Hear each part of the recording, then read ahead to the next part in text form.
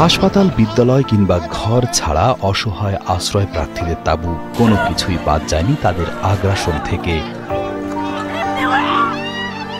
তবে সব নিষ্ঠুরতার সীমা ছাড়িয়ে দুমুঠো খাবারের আশায় লাইনে দাঁড়িয়ে থাকা ক্ষুধার্ত ফিলিস্তিনিদের দিকে ইচ্ছা হলেই বন্দুক তাক করছে ইসরায়েলি সেনারা। শেষ খবর পাওয়া পর্যন্ত গত ২৪ ঘণ্টায় আরও ৯২ ফিলিস্তিনিকে হত্যা করেছে ইসরায়েলি সেনাবাহিনী। এ সময় আহত হয়েছেন ২ শতাধিক। কাতার ভিত্তিক সংবাদ মাধ্যম আল জাজিরার প্রতিবেদনে বলা হয়েছে, স্থানীয় সময় ১৯ জুন বৃহস্পতিবার গাজার মধ্যাঞ্চলে মানবিক সহায়তার জন্য অপেক্ষারত ফিলিস্তিনিদের উপর হামলা চালায় ইসরায়েলি বাহিনী।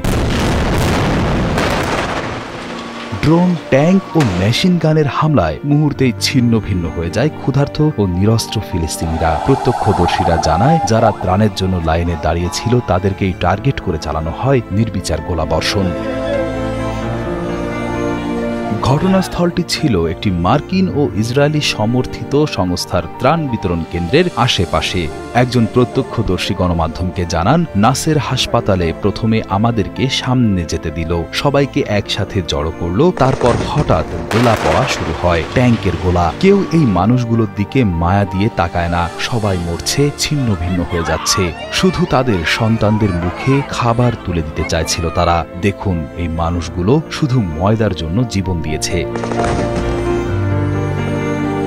স্থানীয় চিকিৎসক ও উদ্ধারকর্মীরা বলছেন, সেখানে প্রতিদিনের মতো বৃহস্পতিবারও ত্রাণের জন্য ভিড় করেছিলেন সাধারণ মানুষ। ইসরায়েলি সেনারা তাদেরকে সন্দেহভাজন আখ্যা দিয়ে গুলি ছোড়ে। এমন ঘটনা এখন গাজায় প্রায় নিয়মিত।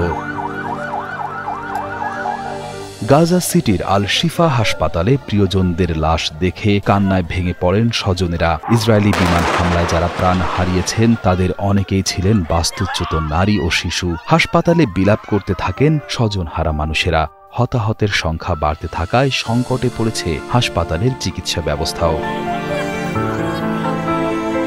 শুধু গাজা নয়, দমন পীড়ন চলছে দখলকৃত পশ্চিম তীরেও। ইসরায়েলি বাহিনী সেখানে কঠোর লকডাউন জারি করেছে। বাড়ি বাড়ি তল্লাশি, রাতভর অভিযান এবং গণগ্রেফতারের কারণে পশ্চিম তীরের জনজীবনও স্তব্ধ হয়ে পড়েছে।